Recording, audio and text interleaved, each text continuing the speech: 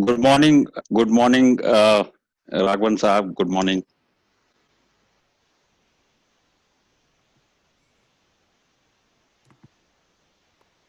Good morning, Professor Das. Good morning, Nivedita. Good morning. Good morning. Chandrakha, I can see. Good morning.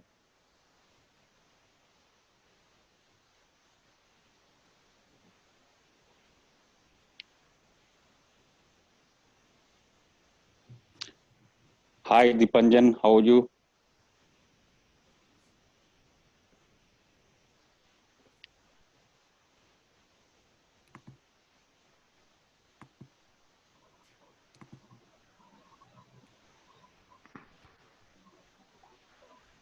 So all speakers from our side have joined, so we could start now.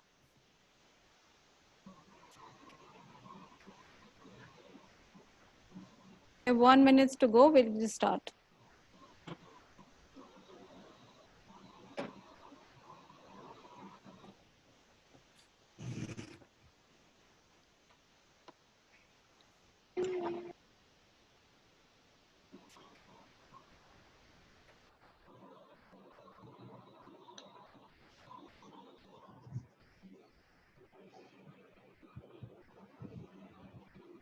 Okay, starting. Good morning and good afternoon. I'm Dr. Nivedita Ray. I'm the Director Research at ICWA. It's my pleasure to welcome you all to this 4th annual dialogue between Indian Council of World Affairs and Russian International Affairs Council on the theme Russia-India relations in the context of the post-pandemic global order. Given the web-based format of this dialogue chosen this time due to the existing pandemic situation, we have limited this time the interactions to just a 2.5 hours, including opening and a panel discussion, where we'll be covering 3 themes related to bilateral, regional, and global aspects. The focus will be on discussing the priorities on which India and Russia can collaborate on the global and regional platforms on issues of regional platforms and on issues of non-traditional securities and ways to bring the bilateral India-Russia relations forward. To start the opening session, let me introduce the speakers for the session. We have with us Ambassador Andrei Kotunov, Director General, Russian International Affairs Council, Dr. TCA Raghavan, Director General, Indian Council of World Affairs, and Sri Devi Venkatesh Verma, Ambassador of India to the Russian Federation. Before I invite our first speakers to give his remarks, I just want to apprise you about the housekeeping rules. All the participants and speakers are requested to keep themselves mute when they are not speaking. During the Q&A sessions, which will follow after the speakers and panelists share their observations, those who would like to make your interventions or ask questions, you can write in the chat box or click the raise hand option. You will be then asked to unmute yourself by the chair to make your intervention. So to start the opening session, may I now invite Ambassador Mr. Andrei Kotunov, Director General, Russian International Affairs Council, to give his opening remarks. Over to you, Ambassador Kotunov. Thank you, Dr. Ray. First of all, on behalf of the Russian International Council, let me welcome all the participants and express my gratitude that they found time in their busy schedules to participate in this 4th annual event co-hosted by our council and the Indian Council of World Affairs. I'm particularly grateful to the Indian Embassy in Moscow, which has always been deeply involved in our cooperation and helped us a lot in terms of advice and guidance. I would also like to extend my gratitude to the Russian Minister of Foreign Affairs for their engagement and their interest in these discussions. Let me start with saying that when I read the title of our event today, Russia-India relations in the context of post-pandemic global order, I recall a famous quote of Voltaire, who once said about the Holy Roman Empire that it is neither holy nor Roman, nor it is an empire. And I think that the same can be applied to the notion of the post-pandemic global order. First of all, it's not post-pandemic. Second, it's not really global. And it's clearly not order, which we are going to discuss today. Definitely, it would be at least premature to say that we are already entering a post-pandemic world.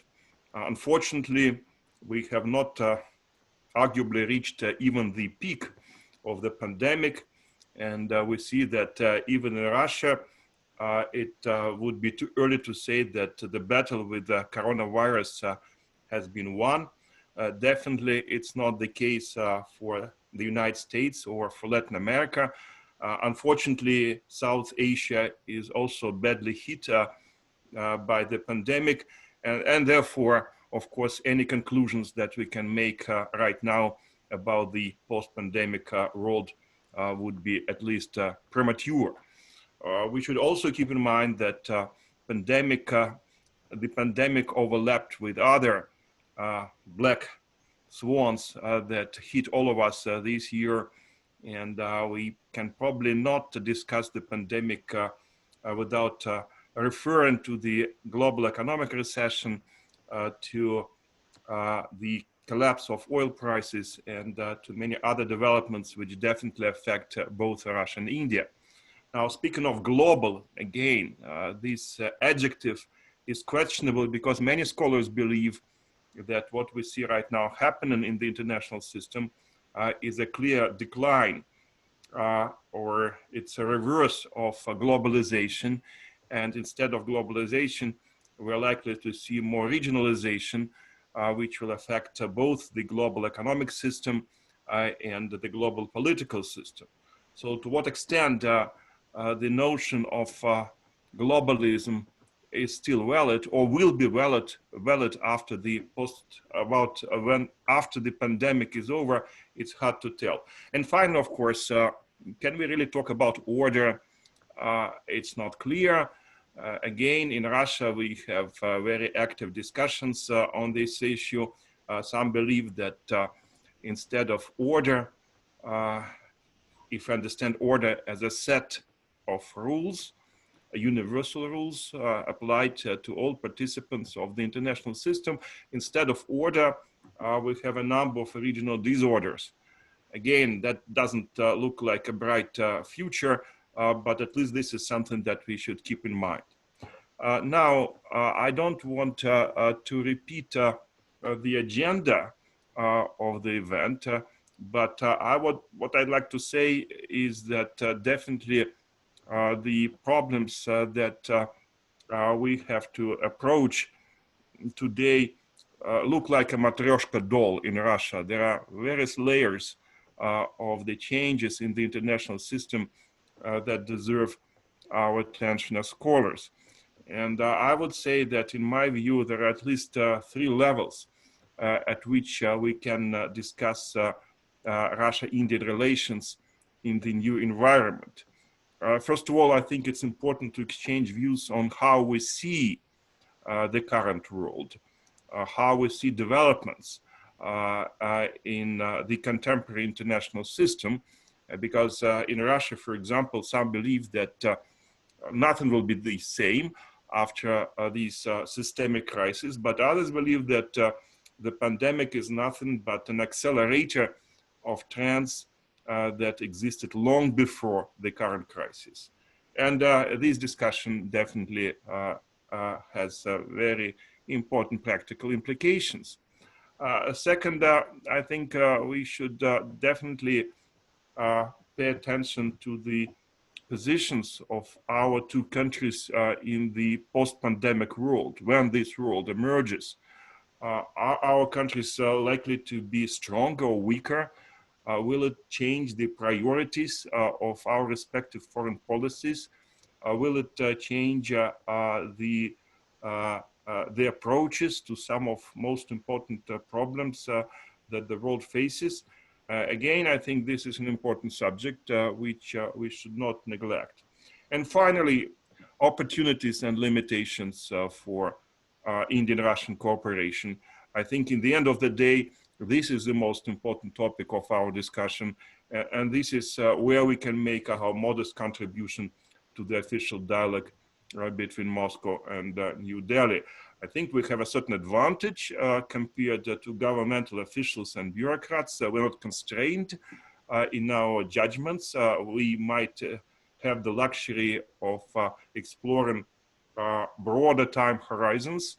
We're not locked in the day-to-day operations of our ministers of foreign affairs. And this is where we can probably make a modest contribution to the bilateral relations. Let me once again say that I'm very glad to see a constellation of very bright scholars from both sides, some of old friends from New Delhi, with whom we have a long-standing relationship already. I think it is arguably the best constellation of experts from both countries. So I'm looking forward to a very productive and thought-provoking discussion. Thank you.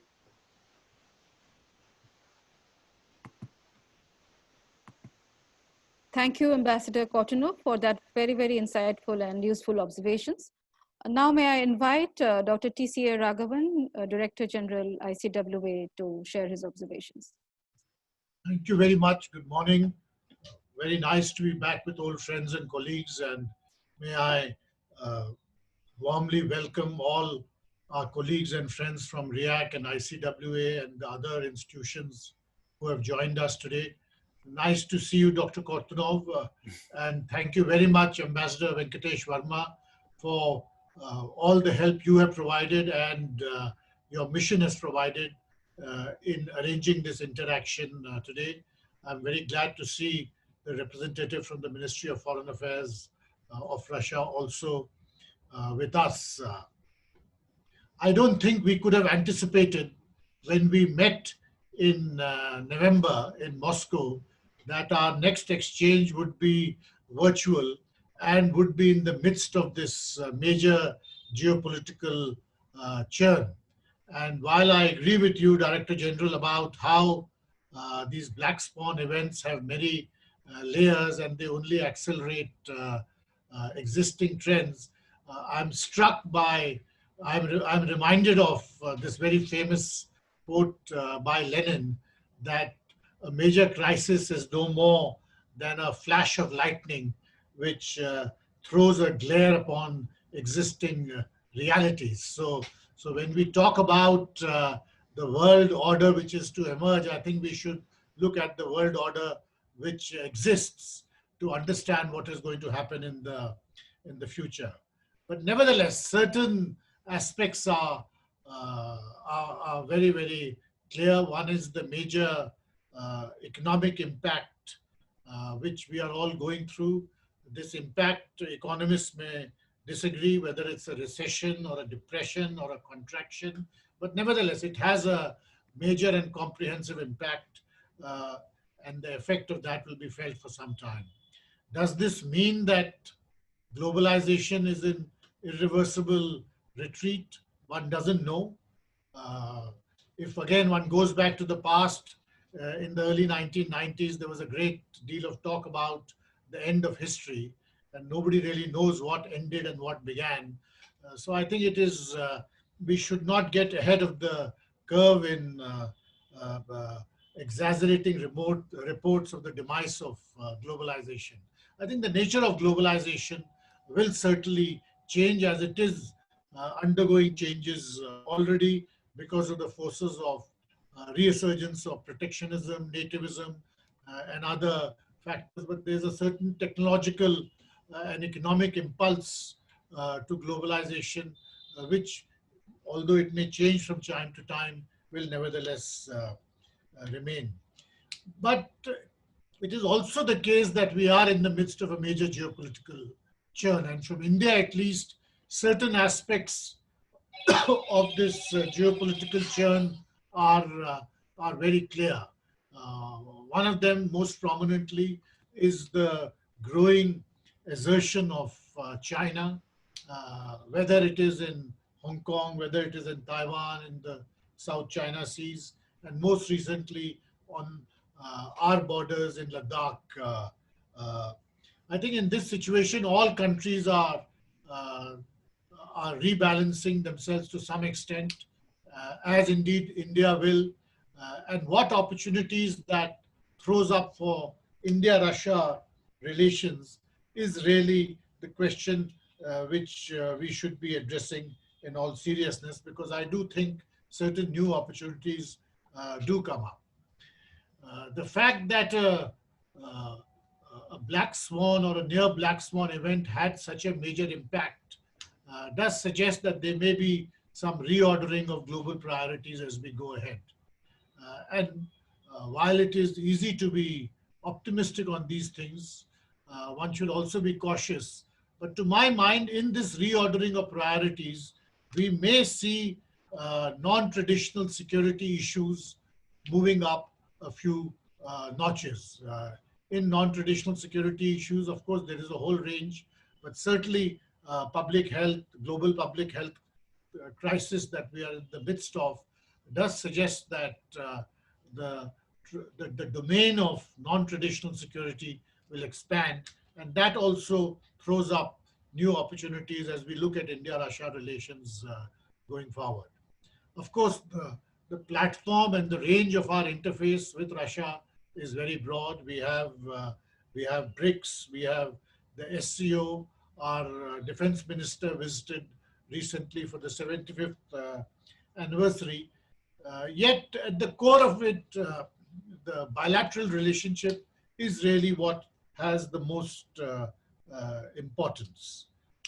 I think President Putin's forthcoming visit will be important in India, to India in that context.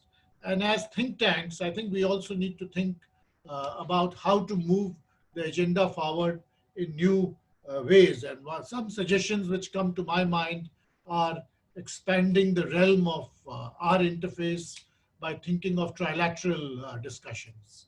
And certainly in the kind of rebalancing that is taking place, some efforts at thinking about which are the other countries we can talk to understand each other's position and to contribute to bilateral and regional agendas would be useful. I think we would also benefit a great deal from an exchange of views about how Russia sees developments taking place in the United States and also developments in China. And finally, one question which interests me a great deal is how does Russia position itself in South Asia? Some people believe that there is a relative movement of Russia away from South Asia. And apart from India and to some extent Afghanistan, there is a general lack of Russian interest in South Asia. It's something which interests me, and I think interests many of us, to understand how Russia sees the situation in this part of the world in regional terms. The other point which comes immediately to mind is the UN Security Council. And from 2021 to 2023, we are also going to be a non-permanent member of the UN Security Council. How Russia and India can work together on that platform is something which is very important. This year is the 75th anniversary of the United Nations, a very important occasion, but it is also the 100th anniversary of the first meeting of the League of Nations. And the failure of the League of Nations, to my mind, always must remain as something which we keep prominently in our perspective when we talk about the United Nations, because certainly from an Indian perspective, UN, without being reformed and without being substantively reformed in its principal organs, in this environment of geopolitical churn, carries the great risk of enlarging the zone of its irrelevance. I think Russia and India can discuss this a great deal, and if during the next 2 years or 2.5 years, we can come away with some practical takeaways in the field of UN Security Council, in the UN Security Council agenda, in the UN reforms process, it would be a big plus. I think the next 2 years in a multilateral environment are going to be critical when we talk about the post-COVID order or disorder. I'm sure there will be a great deal to discuss in the brief period which we have for this meeting, and I look forward very much to the exchange which will follow. With these words, may I again thank all the participants of this meeting and say that we look forward very much to the discussions and also, of course, to the relationship which we have developed in the past 4 years with RIAC. Thank you very much. Thank you, sir, for sharing your very insightful remarks and the observations. Now, may I request Shri D.B. Venkatesh Verma, Ambassador of India to Russian Federation, to give his remarks. Director General Kortunov, Director General Mr. Raghavan, ladies and gentlemen, it's a great pleasure to convey greetings from Moscow. We're very happy that from Moscow, a very good number of scholars on India who have interest in India-Russia relations and from the Foreign Ministry have joined us, and equally delighted that a number of distinguished scholars and academics and experts and from the media who take interest in India-Russia relations have joined us from the Indian side. And I'd like to thank both RIAC and ICWA for taking forward what is proving to be an extraordinarily fruitful conversation. This is the fourth edition. I was looking at the record of what happened in November last year when the delegation led by Director General Raghavan came here. And it was remarkably prescient. Some of the issues that we discussed, I think, foresaw that the troubled world that we now live in 2020 was clearly seen in November 2019. In this context, let me also briefly mention and convey my condolences for the passing away of Professor Hari Vasudevan, who was part of the ICWA delegation, and many of you on the Indian side and on the Russian side knew him very well, and unfortunately passed away recently. Now, I agree with all the main points made by Director General Kortunov and Director General Raghavan. I think we live in a very complex world, but I think the main point that does come out is that India and Russia, because of the inherent strength in their bilateral relationship, one of trust, confidence, a congruence of geopolitical interests, a record of looking after each other's interests, I think are better placed than most other bilateral relationships or relationships elsewhere in the world. So I think we get off onto a fairly good wicket, relatively speaking, in this very troubled world. Recently, we had, despite the complications of the pandemic, the bilateral agenda and contacts have continued. Our Prime Minister spoke to President Putin twice in the last 4 months, including after the 75th anniversary victory parade, at which our Defense Minister participated. There was also an Indian contingent. Our External Affairs Ministers participated in the RIC and the SCO Foreign Ministers meetings. So these high-level contacts have been maintained.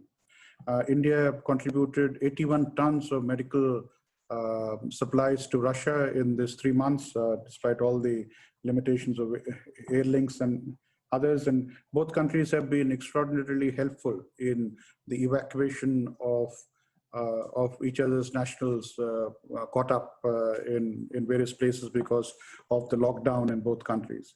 So I think even in these troubled times, we've shown that we can maintain very high-level contacts and have very practical cooperation going forward. And this, in fact, should not come as a surprise for our relationship. This is not well known.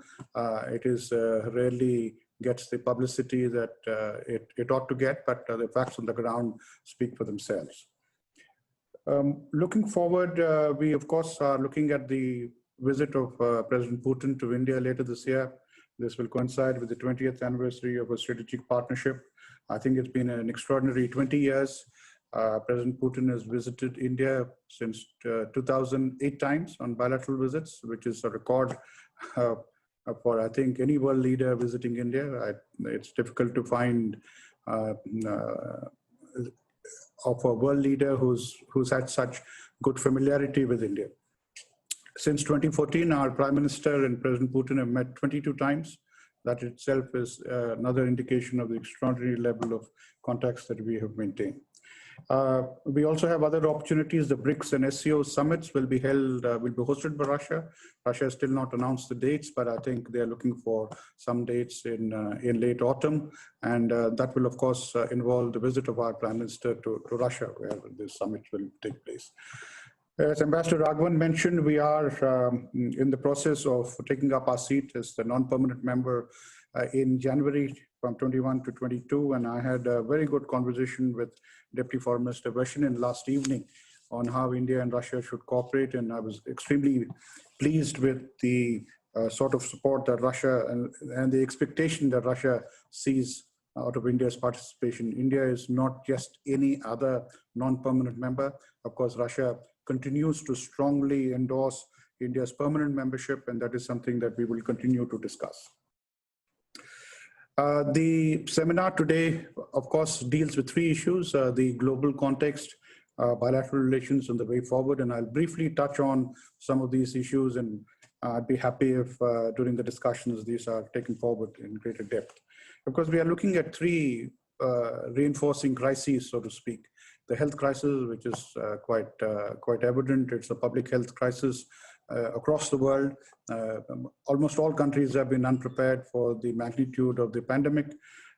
It's understandable. I think what will not be understandable if we don't draw the right lessons coming out of this crisis.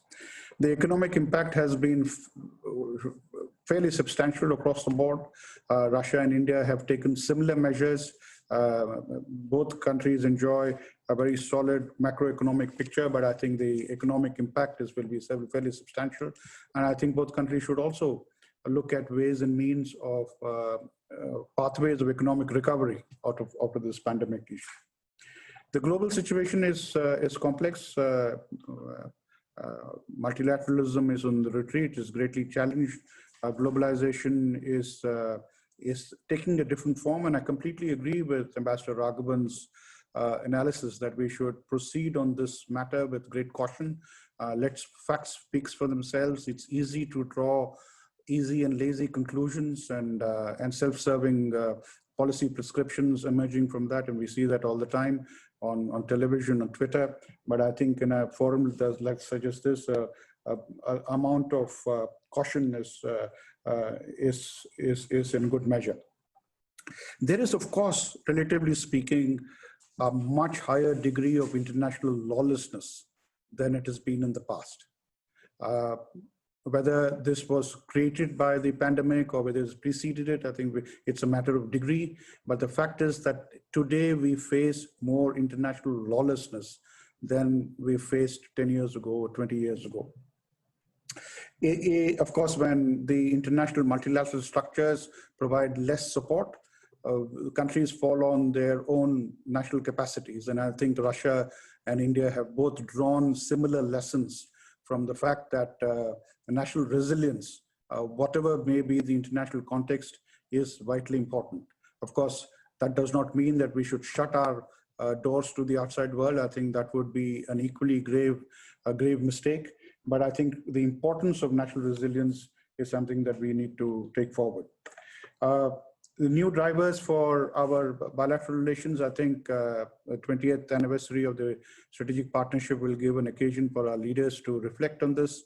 I'm extremely confident that we will be looking at another 20 years of partnership with Russia, and the feedback that we get from the well-talented think tank discourse that this present seminar represents will be a very vital input. We are looking at new drivers, economic growth, connectivity, the North-South corridor, the Chennai-Vladivostok connectivity that was announced during Prime Minister's visit to Vladivostok last year. We've announced $1 billion of soft credit line for the Russian Far East. That has importance of its own, and we wish to take it forward. We've repeatedly said, just like India has an interest on stability on the Eurasian continent, we would very much like Russia to be more involved in what we call the Indo-Pacific. I think the differences between India and Russia are vastly exaggerated. My sense is that when we look at actual interests, there are far more amount of commonalities than there are issues that divide us.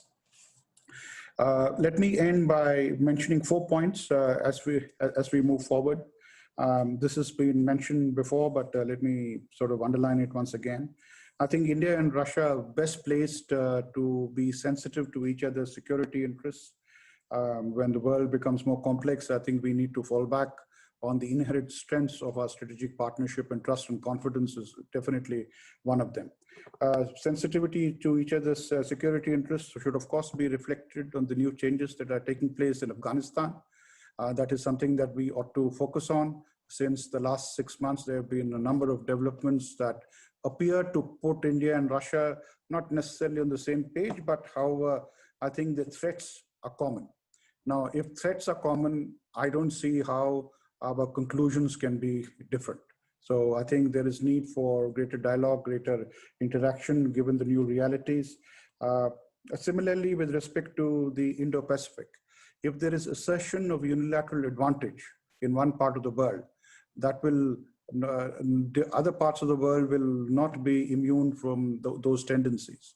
So therefore, we would very much urge our Russian partners to look at their own interests in the region as we move forward. Second issue is that, of course, we can debate whether it's bipolarity, multipolarity, polycentric world. These are easy labels. I think the world is far more complex than that. But as a medium level conclusion, I'm very confident that India and Russia are united in the desire not to see the emergence of mutually exclusive bipolarity, because mutually exclusive global bipolarity will only decrease their options. And that is something that will not serve either India's interests or Russia's interests. There are a number of mutual convergences in India's geopolitical interests with Russia. And I think as we look at other opportunities, and of course, that is inevitable given the churning in the international system, that both India and Russia will look at options with various regions in the world. But I think the India-Russia strategic partnership will be the anchor around which these options will be built, and not as a substitute. And I'm fairly confident of that. I think we also need to look at helping each other rebuild national state capacities. Our Prime Minister announced the Atmanirbhar Bharat program. I think it gives Russia a huge amount of opportunity to invest in key projects, just as we look for opportunities in Russia for Indian investments to take place. The Atmanirbhar Bharat program is not intended to close our doors to the outside world. In fact, our internal capacities will increase the opportunities for external partnership. And India makes it very clear that Russia has huge advantages compared to other countries, be it in the field of defense, and the Make in India defense program will be rolled out in a very major form. In the field of energy, in the field of infrastructure, railways, inland waterways, digital connectivity, we would very much welcome them. Fourth, let me say on the reform of international institutions. As we go along, we will be not just in the UN, but also in other international forums. We will be coming together between ourselves and with other countries to see how international reform should take place, international multilateral reform should take place. And our feeling is that it cannot merely be a preservation of the status quo. The status quo has worked for a while. The world is clearly looking for new partnerships, for new ways of doing business. And I think that is something that we ought to take it further. So therefore, India and Russia will be partners in the protection of the UN Charter, protection of international law, but there are other norm-building exercises that also are vitally important.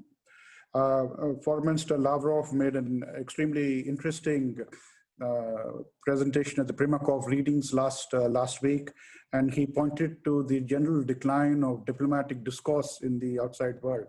And that is something that we should pay attention to. Whatever the difficulties, dialogue and consultation is something to way forward.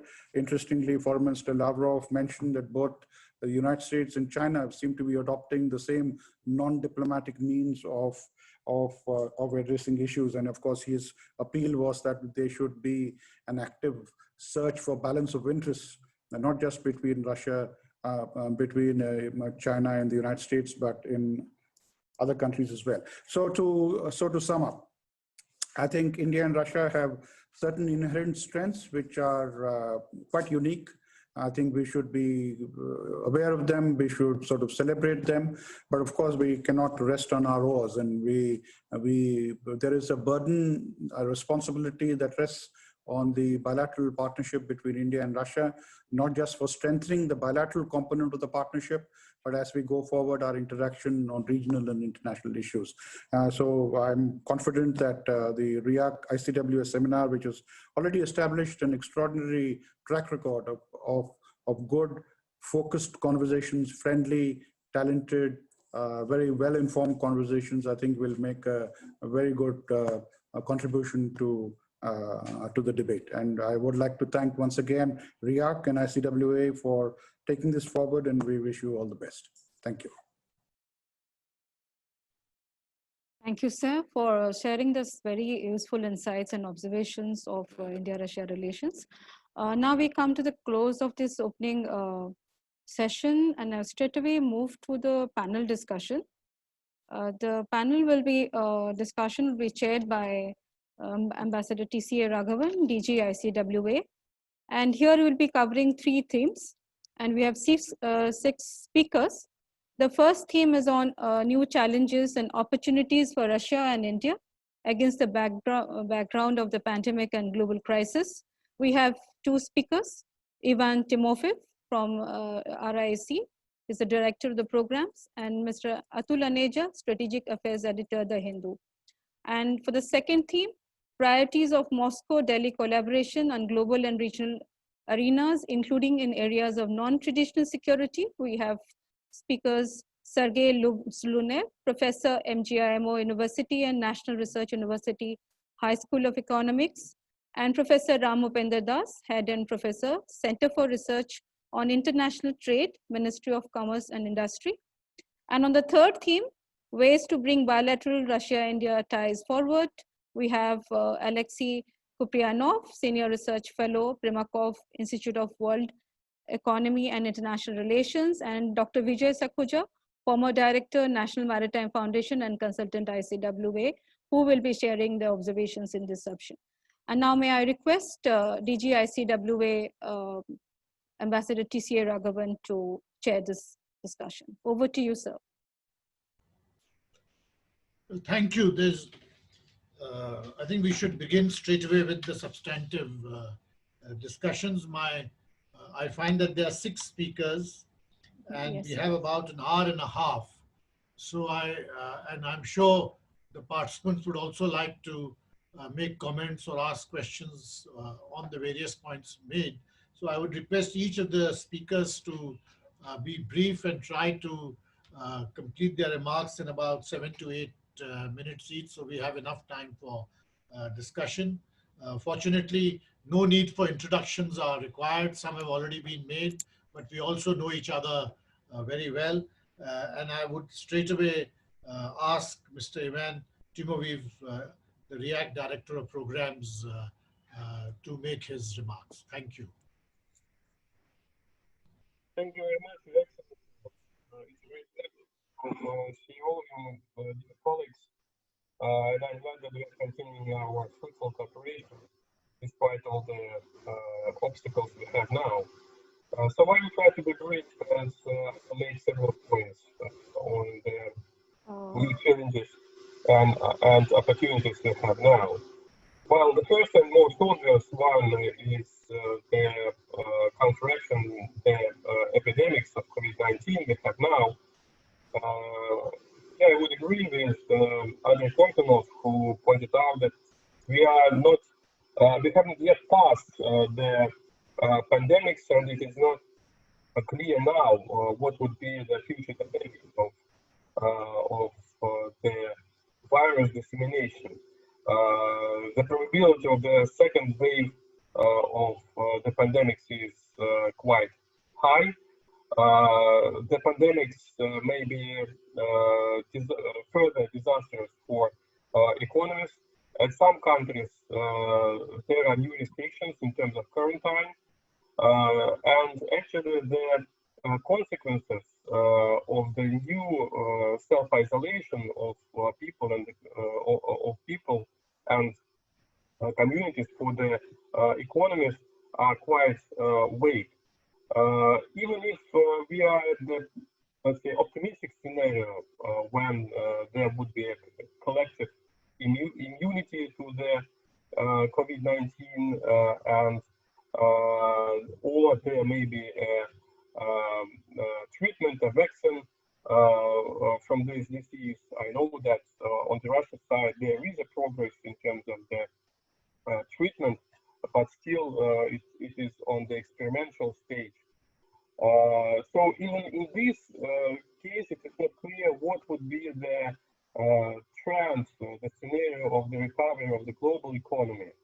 Would it be an L scenario when we have a decline and then stagnation with poor growth, or that will be a V scenario when we have a rapid restoration of the trade ties and demand, and supply chains, which were lost during the pandemic. So the situation is still very, very much unclear. And this is, of course, of a great concern for the economies and stabilities, both in Russia and in India. Though this concern has different nature. In the Russian case, the key issue is the dependence on the energy market. The consumption of oil has declined due to obvious reasons. So the prices are now higher than at the beginning of the pandemic, but still they are vulnerable to further fluctuations, which may be harmful for Russian economy. Russia still has substantial reserves, but in case of stagnation, but in case of long stagnation, which could last for several years, this is not a guarantee from significant deterioration of economic situation. In India, as we see it, the situation is different. The economy, on the one hand, the exports is much more diversified, but the challenges of the for society due to economic crisis are much more fundamental. So on the other side, COVID-19 provided us and opened our eyes actually for new opportunities. I remember, and I have already shared this with my Indian colleagues, that for India, one of the priorities for several years has been the development of international technologies, IT plus IT equals IT, and well, COVID-19 of digitalization India has quite a well-established strategy of well-established strategies for the development of IT is maybe better prepared to use this opportunity. But what is also important on this background is that economy is changing and societies are changing, but politics does not change.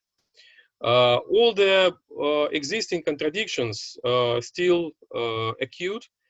Theoretically, COVID-19 could increase the international solidarity, but vice versa, what we see is a deterioration of international relations in a number of important domains. So COVID-19 is not a consolidating factor.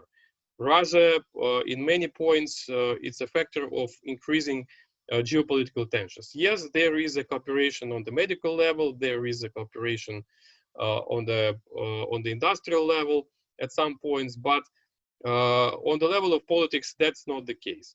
One of the examples is the for instance, an attempt of the UN General Secretary, and which was supported by Russian Federation and a number of other countries, to decrease sanctions pressure and to at least temporarily to halt the implementation of sanctions, to give target states an opportunity to fight with COVID-19.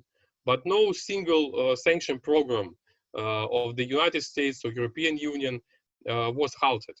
And actually, the Russian project of the corresponding resolution of the UN General Assembly was blocked by United States, Georgia, Ukraine, and a number of other states. We see the deterioration of a number of frozen conflicts. And what is most important, we observe the quite a rapid deterioration of US-China relations. COVID-19 became another reason for Americans to start anti-Chinese company in Washington. Republicans lead this company, and actually this is one of the, not the main, but one of the pillars of Trump's campaign to blame COVID-19 on China, not on the US system of Medicare or the preparedness of the United States to meet this challenge. And what we see now is a significant change of the doctrinal and strategic documents of the US towards China. This is I would give an example of a new strategy published by Department of State, where the competition where the relations of the China and United States are directly characterized as rivalry. The fundamental question for India and Russia, taking into account that China-US relations would be rivalry for quite a long time, is what is the optimal strategy to choose in this situation?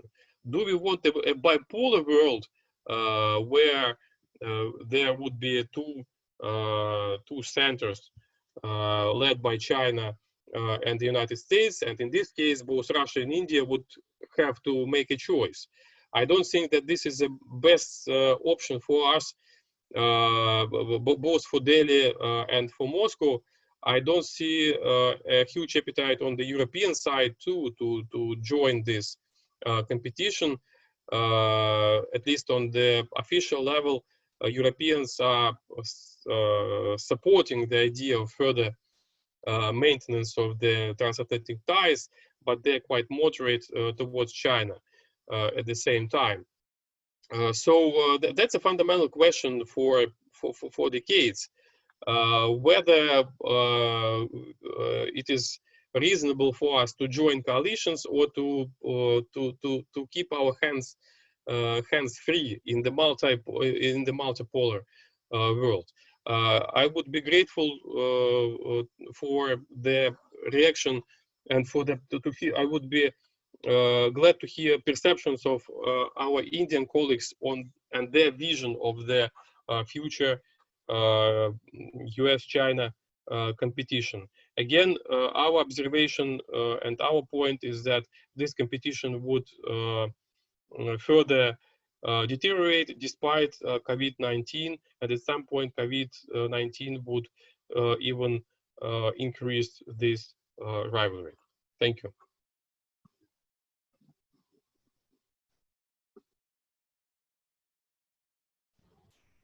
Thank you very much, Mr. Timoviv. Thank you. I'm sure we'll have an opportunity to discuss this question which you raised, but I will turn immediately to the next speaker, Mr. Atul Aneja. Again, needs no introduction, except I would like to say that he belongs to a breed, if I may say, which is almost extinct in India, which is that of the foreign correspondent. So we very much look forward to hearing your views and perspectives, Mr. Aneja.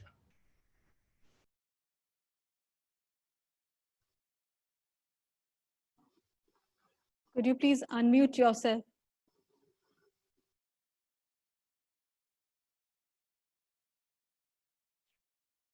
Hello, can you hear me now? Okay, right. Thank you very much, Ambassador Raghavan. I would start, since the time is short, I think I'll just straight away go into the presentation which I wish to make. Well, the COVID-19 pandemic has transformed or is rapidly transforming the global geopolitical and geoeconomic landscape. In other words, the international architecture within which India and Russia seek collaboration has been disrupted. Prior to the pandemic, China had not emerged as a major contradiction in the relationship between India and Russia. Apart from the bilateral relationship, India's relationship with Russia, India and Russia had been working together in at least 5 major multilateral platforms. The Shanghai Cooperation Organization, which gave the two countries an opportunity to shape Eurasia, especially Central Asia, where China has been making significant inroads through its Belt and Road Initiative, the BRICS platform, the Russia-India-China Forum, the RIC Forum, which recently held its meeting hosted by Moscow, the G20, which has been highly important, and the United Nations. But simultaneously, India has been balancing its ties with Eurasia with an engagement with the US-led Indo-Pacific strategy. That balance was possible because of India's acute awareness of some of the red lines in the relationship, that is the Indian relationship with the Indo-Pacific Quad, if I can say, because on the security side, the dialogue was led with this Quad grouping comprising US, Japan, Australia, and India, but that was being kept at a fairly low official level, except during the last September session of the UNGA, when the level was raised from the official joint secretary level to the ministerial level. Besides, India was conscious that all the 4 Quad members did not participate in the Malabar naval exercises. Indian activities also remained mainly confined to the west of the Malacca Straits in the Indian Ocean.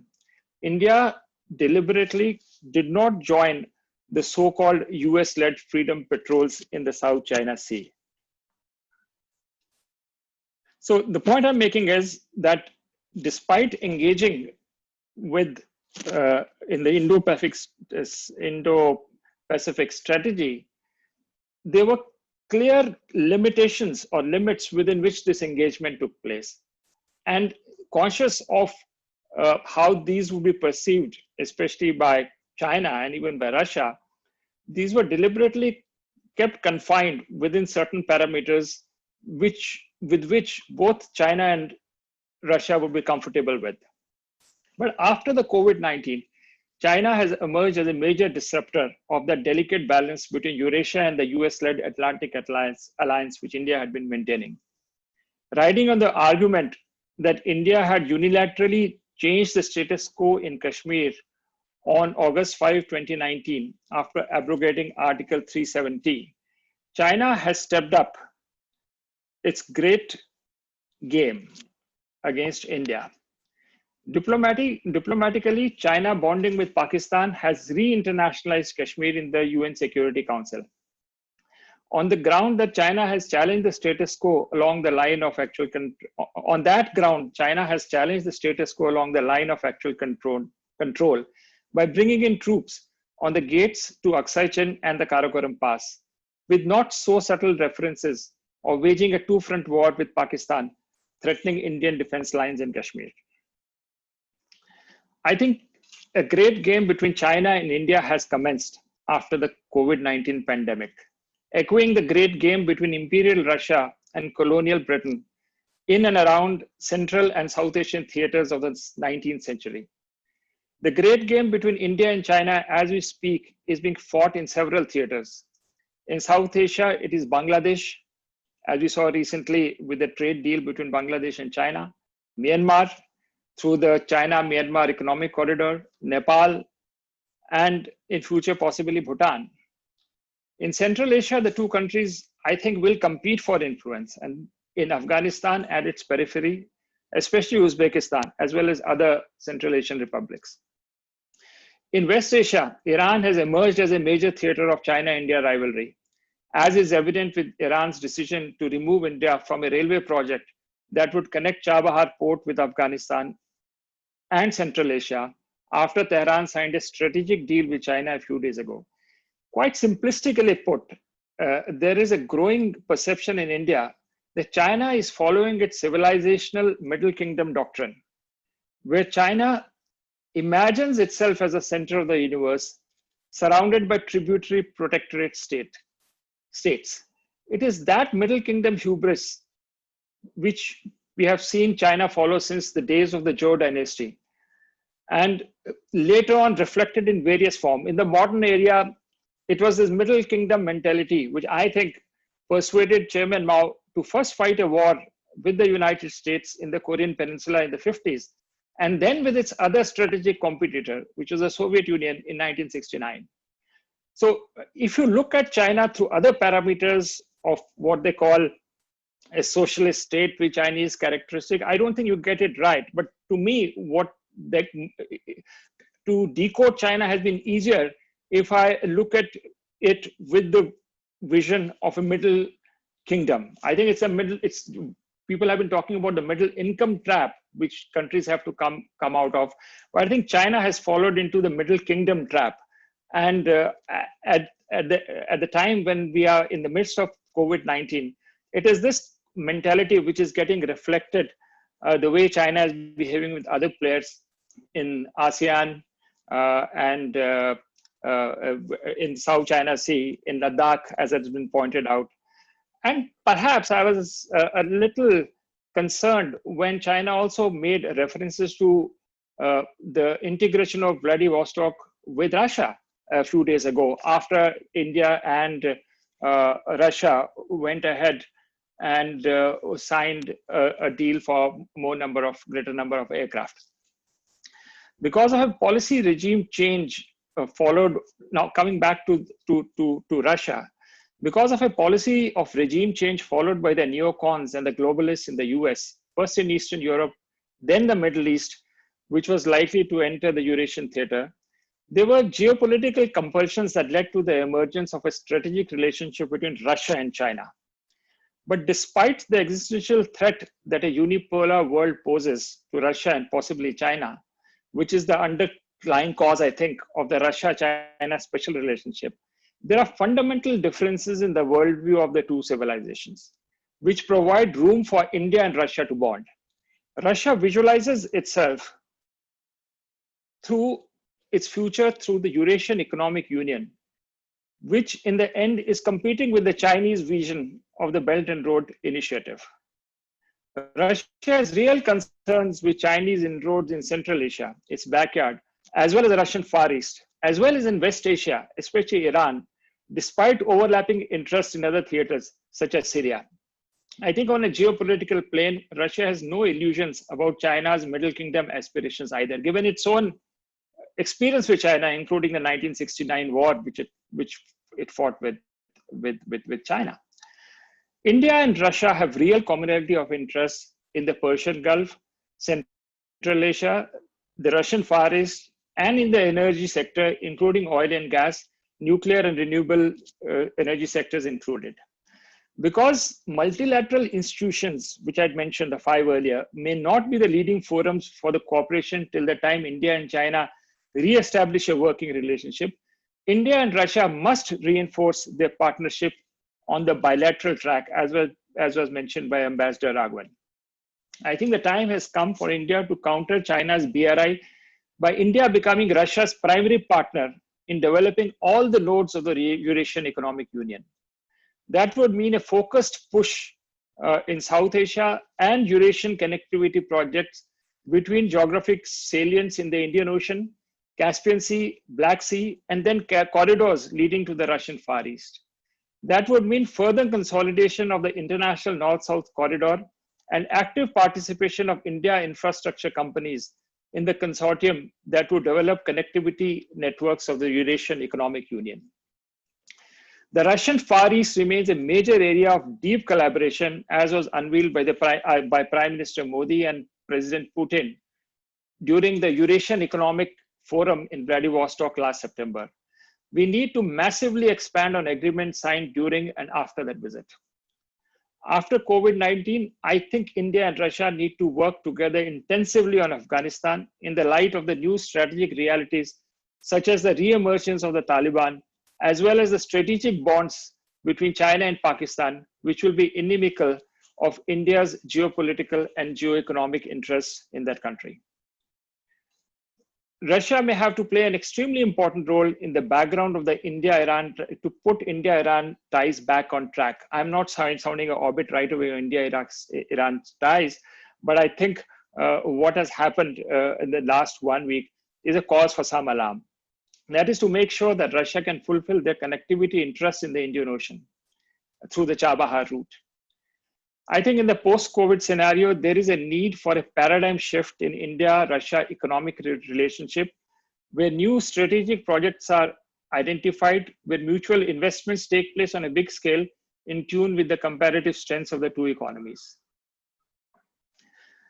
I will come back, I will end by saying and bring in the point which Ambassador Verma had made, that India and Russia need to relook together at the Indo-Pacific. And I think it's vital.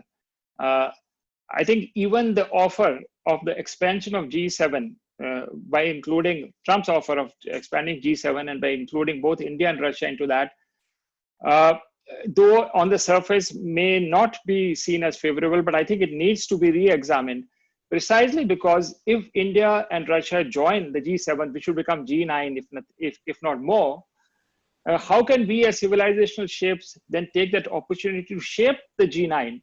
Because I do agree with the other speaker that we are heading into a multipolar world where there is, we are not in the 1989 situation where America is the most important or the most powerful country in the world.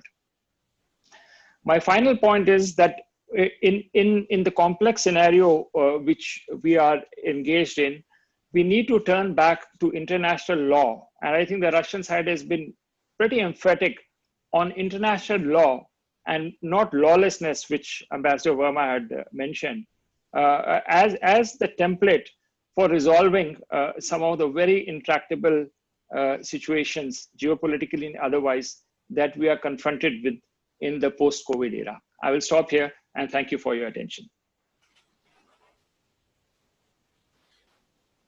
Thank you very much, Mr. Aneja. All very interesting points, including the final one about reasserting the importance of international law. But we'll have time to discuss this. May I now request Professor Sergei Lunev to take the floor and greatly look forward to your views, Professor. Thank you very much, Mr. Agawan. First of all, I would like to thank the organizers for the opportunity to speak to such an enlightened audience. The strategic partnership between Russia and India is natural and objective. The national interests of the two states coincide, or at least do not contradict each other. Geopolitical considerations determine the need to strengthen relationship. Russia and India take the same positions on the formation of a polycentric world, continuation of the struggle against Islamist extremism and radicalism, and resisting those aspects of economic globalization that negatively affect the situation in non-Western countries. As a result, the positions of the two powers on the entire complex of world political issues are very close. With rare exceptions, during the voting at the UN General Assembly, Russia and India adhere to the same approaches on the issues of global sustainable development, strategic stability, and international security. In my opinion, it is no accident that despite the positive development of the bilateral American-Indian relations, at the global level we witness the conflict potential so far latent between the US and India, which is associated with very significant differences on the issues of geopolitics and geoeconomics. It is very difficult to give any recommendations on these global problems, only on some specific issues.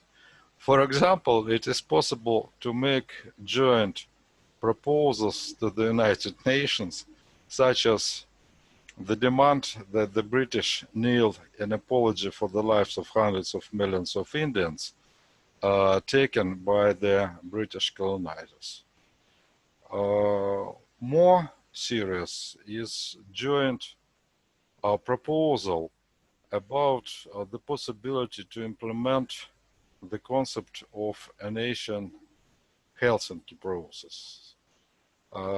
These prospects of creating a system of interaction, cooperation, and confidence measures in the Indo-Pacific region, this problem is extremely important, If we speak about political relations between Russia and India, they are developing, as we see on the problem at global level, developing quite successfully, and in many areas have reached a maximum. However, there are certain negative aspects that do not correspond to this coronavirus, but it is absolutely necessary to decide this problem if we want to see the development of Indo-Russian strategic ties. The main key negative factor in the bilateral political relations is the psychological perception of the elite of their partner. Among the Indian elite, due to this third wave of Indian migration, there are almost no individuals who do not have relatives or close friends about American citizens.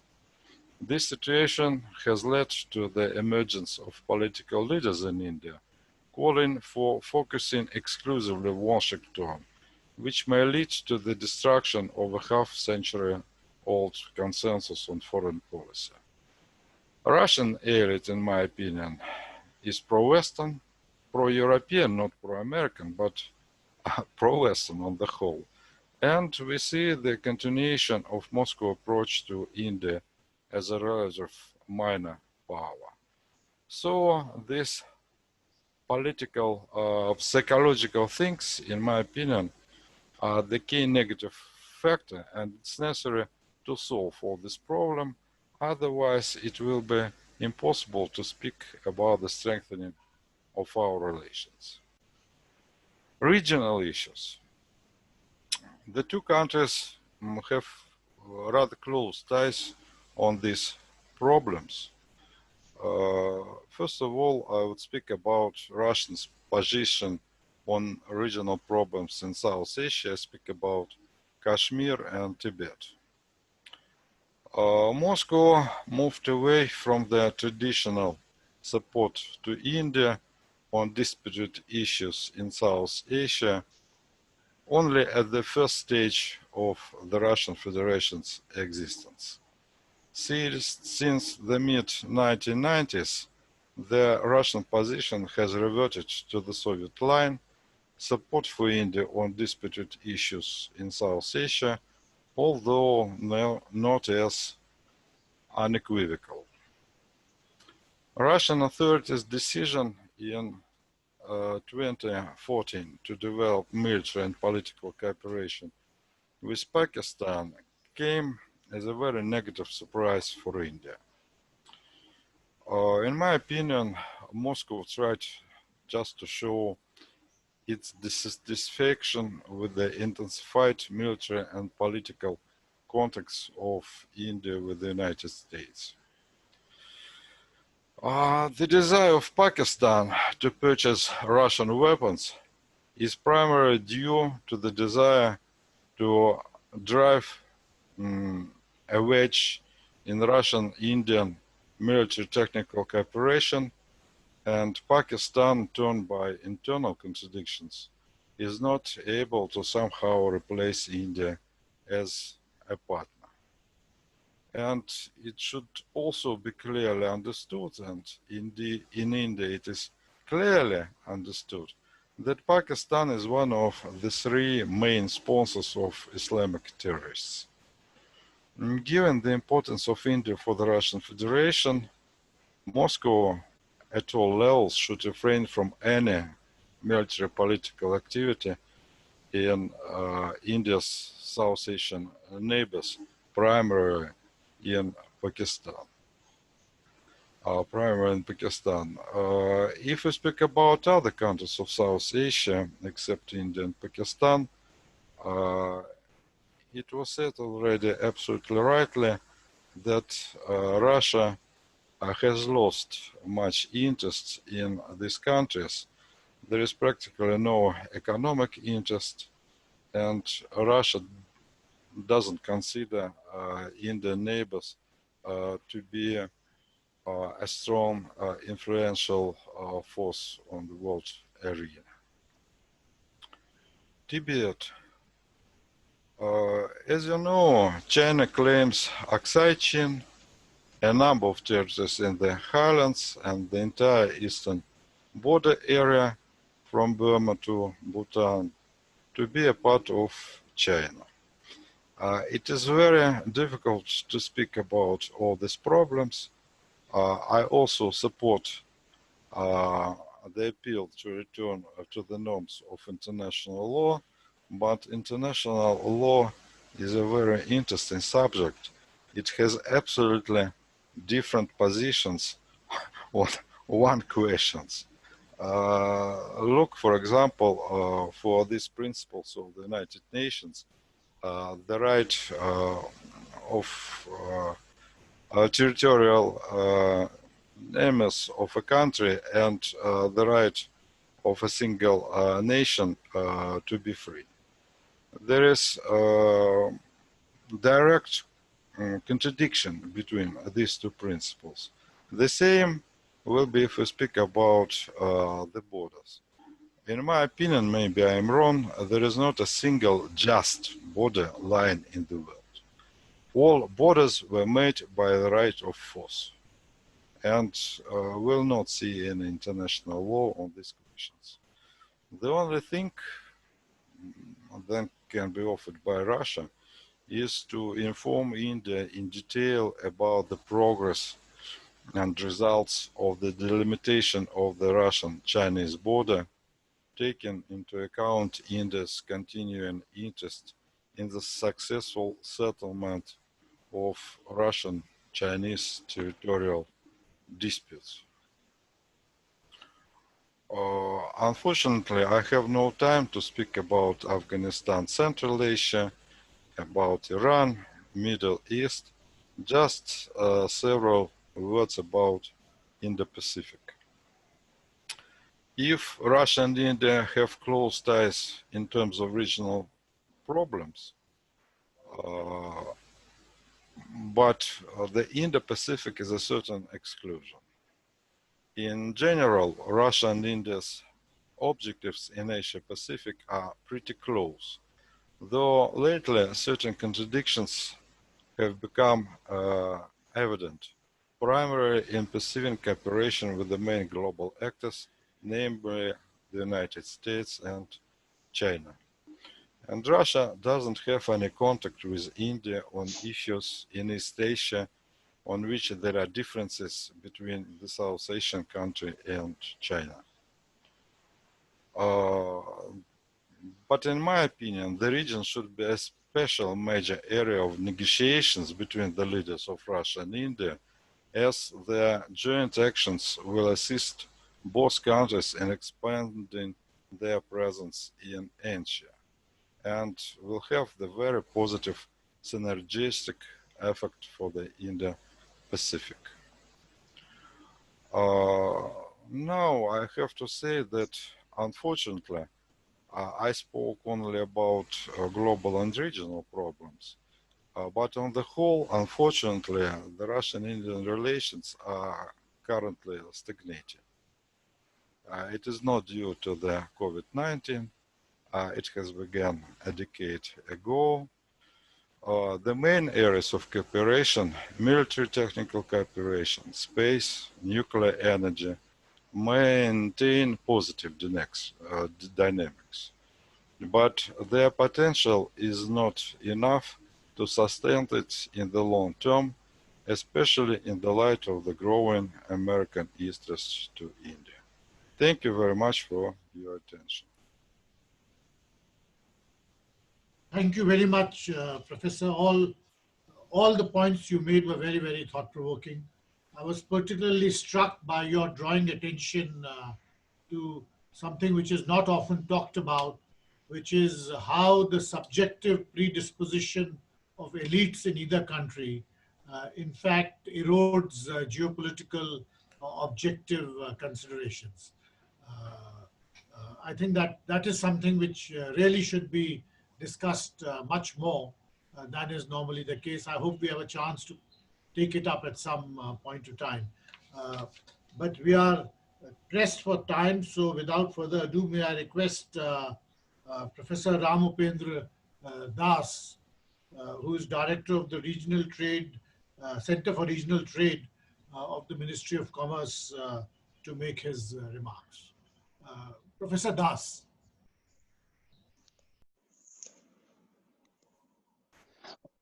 Okay, thank you.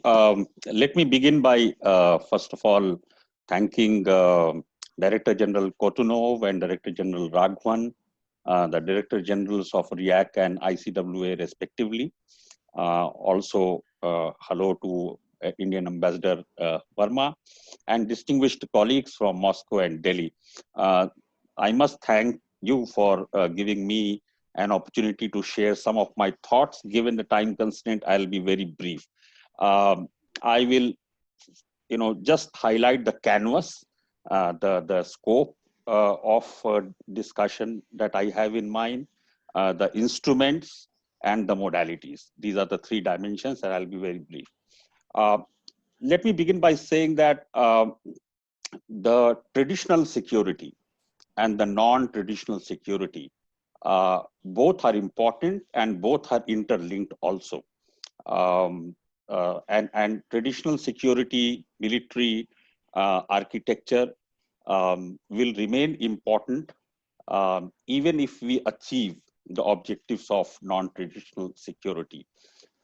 Even in the absence of conflict, the importance of traditional security would only increase in my view. And therefore, we have to see traditional security in the modern sense, the modern technological sense, as well as the non-traditional security, both as important and interlinked and having a two-way causality, actually. Now, in terms of non-traditional security, there are various dimensions. Many of those are well known, but let me just outline so that the context is set. One of the most important non-traditional security is food security. Second is income security, because income security is something which handles the problems of poverty and inequality. And income security is best achieved through employment generation, while the anti-poverty direct benefit transfer programs are important to tackle poverty as well as inequality. It is important for us to understand that poverty alleviation and inequality reduction achieved via employment generation has an added element of having self-esteem in a person who gets his or her income secured. So income security becomes very important, especially via employment generation, precisely because it gives income as well as self-esteem to a person earning the income. Then there are issues of social security, I mean, the health benefits and the pension and so on, leave benefits. The pandemic has, I mean, without overemphasizing, highlighted the importance of health security. Health security was also important. Health and education securities in the non-traditional domain of security were also important. In any case, as a major determinant of GDP growth, they have become more pronounced in the era of pandemic and in the post-pandemic world. And then you have ecological security, and let me add energy security and cyber security to the whole gamut of non-traditional security. So if you see, the canvas is large. The instruments to which you actually address these different levels and domains of security are both domestic as well as external. The pandemic has also highlighted the imperatives of inter-country interdependence to a much larger extent than before. You may have streaks of protectionism in different countries, but if at all, this pandemic has highlighted the importance of inter-country interdependence. Why do I say this? To address the problem of pandemic, for instance, just to give one small example, it is practically impossible for every country in the world afflicted with pandemic to innovate and come out with a vaccine by itself. And therefore, countries who have the wherewithal to actually come out with the vaccine will do that. And then the benefits actually have to percolate across countries. And therefore, the pandemic is highlighting the interdependence in various dimensions of our existence, both economic and sometimes in the non-economic spheres. Now, having said something about the canvas, we may keep adding to this menu of various other securities. What are the policies? Now, we have to again understand that the domestic policy and the external sector policy, they also reinforce each other. They also can have deleterious effects in terms of their bilateral interactions between external and the domestic. And therefore, it is very important that to situate the domestic policies to achieve these non-traditional securities, but also keep it in sync with external policies, because not everything can be done by every country at a given point of time to ensure security on most of these dimensions. And therefore, the external sector policies become very important. Now, what are those external sector policies? They relate to trade. When I say trade, they relate to trade in goods as well as trade in services. They relate to foreign direct investment flows. They relate to technology cooperation and technology flows. They also depend on, they also shape how skills are actually tapped across countries, because not every country will have every kind of skill to execute a particular kind of project or a service. So trade in goods, trade in services, foreign direct investment, technology, and human resources. These are the 5 flows that actually enjoin economies across the world and perhaps support the domestic policy endeavors to ensure these various elements or dimensions of security. Now, if I just come specifically to India, Russia, we were part of the India-Eurasian Economic Union joint feasibility study to do a free trade agreement encompassing trade in goods, trade in services, and investment. At the bilateral level between India and Russia, we still find that tariffs and non-tariff barriers actually adversely affect the kind of trade flows, the kind of potential in trade flows between India and Russia that exists out of our calculations. We are unable to tap those potential trade opportunities because of the trade barriers, both in the realms of tariffs and non-tariffs. We have problems with relation to movement of people and also transport and logistics barriers and bottlenecks, which actually increase the costs of movement of consignment, both in terms of its price as well as in terms of time.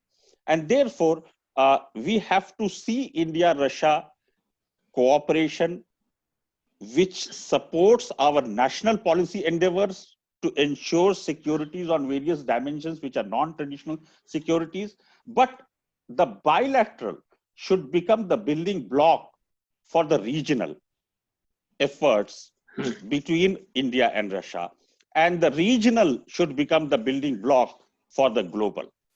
Because India and Russia have the potential in future to actually shape not only their bilateral contours of non-traditional security engagements, but also determine what happens vis-a-vis India's presence in the Eurasian region and Russia's greater role, not only in South Asia, but via South Asia to Southeast, Northeast Asia as well. And that is how I see a larger canvas of India-Russia relationship, whereby in the domains of non-traditional security, we utilize the bilateral for the broader regional, where sub-regions of Asia actually get interconnected, and that has important non-traditional security objectives being achieved. They also have important implications for the geopolitics, as has been highlighted many a times. So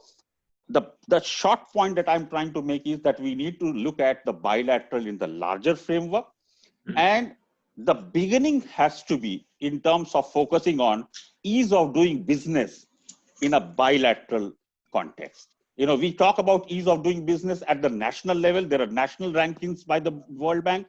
It is time that we actually focus on ease of doing business at the bilateral level. Perhaps that will serve as the bedrock for the broader regional and the global engagements. Thank you for your kind attention. Thank you, Professor Das. Very insightful remarks, and I'm sure we'll have an opportunity to discuss this both today and later.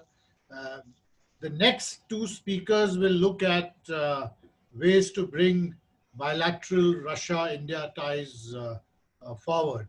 And may I request Dr. Alexei Kuprianov, Senior Research Fellow, Primakov Institute of World Economy and International Relations, to please make his remark. First of all, I want to say that I'm in a quite difficult position because in the last weeks I spoke 3 times on this topic. On the one hand, I don't want to repeat myself. On the other hand, perhaps that makes sense. In addition, much of what I wanted to say was already said by previous speakers, but I will try. So what I want to say, first of all, we traditionally complain that we have very good political relations, but under them there is no economic base, and the economic base is a necessary foundation for good political relations. I'm not sure about that, in fact, because in the era of Cold War, that is unfolding now, in the era that each major actor defends his field, influence his closest neighbors, the economy becomes another field of war. Economic relations do not protect against anything and do not guarantee anything. I just remind that the United States and China trade turnover in 2018 amounted to 633.5 billion, but this didn't stop Trump from starting a trade war. And trade turnover of China and India in 2019 amounted to more than 80 billion. And this didn't prevent the conflicts in the Galvan Valley. In fact, in order to be the main strategic ally, you do not need a lot of trade. The United States trade turnover with Britain in 2018 was about $80 billion. This is 8 times less than the United States trade with China. And yet China and the United States are rivals, even enemies, and the United Kingdom and the United States are true allies. At the same time, trade is a good support for bilateral relations. I believe that it needs to be developed. And I'm sure that if, or rather when, the North-South corridor on Mumbai-Vladivostok Sea route work, and when the agreement of free trade zone between India and the Eurasian Union is signed, our trade will grow, of course. But I think this growth has a limit, because both Russia and India are developing countries. We have a shortage of money for investment in many fields where this money can be invested. We're in the same position, and actually we're competitors in the invested market. We often recall the times of the Soviet Union when trade between our countries was high, but I recall that this trade was achieved due to the large trade deficit on the Soviet side. Russia is not as rich now as the Soviet Union, cannot afford such a deficit. And are there any opportunities for further expansions of economic relations? I think yes. They lie in 2 fields. First is cooperation in the implementation of projects in third countries in Africa and Asia, and in cooperation in the promoting of projects at the frontier. For example, in the digital space, in space, in deep sea, and polar research. As an example of the first, I want to cite the construction of the Rupur nuclear power plant in Bangladesh. It is jointly built by Russian and Indian engineers, and construction materials are mainly coming from India, which reduces the cost of production. In this regard, the potential is very high. In Southeast Asia, for example, in Laos and Cambodia, there is an old Soviet infrastructure, and this infrastructure can be completely restored according to the same scheme, to the same pattern, Russian engineers and Indian materials. And as for the frontier, our main advantage there is that no country currently has a noticeable advantage over the other, and by joining forces, we can very well achieve a breakthrough in space exploration and deep sea exploration of minerals, and in terms of digital space, especially given the high level of Russian and Indian engineers and IT engineers, of course. And most importantly, it is necessary to continue cooperation on existing lines, such as military technical cooperation. As we see, problems on the border can arise completely unexpectedly, and it would be nice if India had a powerful military industrial complex to repulse any enemy, including nuclear owner, of course. And we see that the post-COVID world will be a world of confrontation and a world of struggle for resources, spheres of influence. And in this situation, any player who wants to pursue an independent foreign policy must have a strong army, strong navy to support it. As decades of our friendship, our cooperation have shown, Russia is the only partner of India who can and ready to quickly supply it with the necessary amount of weapons and technology for its production. For example, we already have several proposals for example, a light mounted tank for India. Our industry may well produce more technologically advanced types of weapons that India needs, including, for example, naval reconnaissance aircraft, but we need confidence in long-term contracts. Our cooperation in the arms sector should increase, and let BrahMos be our example on this. And in conclusion, I would like to say a few words about politics. We now witnessing a cold war, maybe cool war between the United States and China, and this war seems to be a long one. In this situation, India and Russia are in unique position because acting together, we can influence the outcome of this war. India controls the southern trade route across the Indian Ocean, and if conflict begins, it can cut the Chinese maritime lane, through which China receives oil from Africa and Persian Gulf, and provide China with a problematic border, which seriously affects its ability to wage war against any other competitor, in fact, against the United States. At the same time, Russia controls the northern direction and can cut the Belt and Road, and deprive China of access to the European market and oil and gas fields in Siberian Arctic. And this position requires Moscow and New Delhi to coordinate actions. They become key swing states, and would be a shame if we, instead of being political actors, turn us into objects. Russia and India must understand that they want to see the water future. A simple declaration that we both stand for polycentric world is not enough, in fact. It was said about lack of trust, and we need to understand if both of us benefit or hurt from the decline of the United States and the growth of China. And for this, we need to honestly discuss these topics with each other. So we need more trust, I think. And last but not least, we must continue to collaborate at the level of think tanks. We can establish economic cooperation as much as we like, but if we think in the framework of the theories invented by the West and absolutizing the role of the West, we will remain in a dependent position. Now we see the rise of Asia and the formation of polycentric world, and we see that this process does not fit well with traditional Western-centric theories, and that means we need a new theory that would explain and justify this process. I do not urge, of course, to throw out the ideas of Western scientists to the trash, but we need to carefully watch which ones are suitable for us and which are not. Russia and India have a huge scientific potential. It is necessary to combine it and to work together. So my suggestions are, well, to expand economic cooperation in third countries and frontier zones, to strengthen our power through cooperation in the military-industrial sphere, to realize our role as swing states in the confrontation between China and the United States, and act jointly on the basis of common interests and cooperate on field of humanities. Thank you. Thank you very much, Dr. Kutnerov. Every time I hear you, you say something which remains with me for a long time. So thank you very much for your very insightful contribution. I do hope we have a time to discuss this again. Our final speaker, and we are only a little, we have crossed the time limit, not by very much. Our final speaker is Dr. Vijay Sakhuja, who has been working with us in the Council for the past few months to strengthen our interface with the Indian Ocean Rim Association. And I greatly look forward to his intervention today. Dr. Sakhuja. Thank you, Ambassador. It's a pleasure to be a participant at the RIAC, the ICWA dialogue. It's a very interesting time. And what I did was, when I looked at the title of the paper, of the conference, and it said Context of Post-Pandemic Global Order, and I put that into a Google search, I got very disturbing outcomes: turbulent, hyper-nationalism, prophecies, end of globalization, end of interconnectedness, and these kind of adjectives went on and on and on. Then I also took a lot of solace in the fact that the extraordinary G20 Leaders Summit on COVID-19 in Riyadh, the leaders talked about that they were committed to build a resilient and a robust global order that is focused on human development. And what prompted me from there was to look at the two statements made by President Putin and Prime Minister Modi.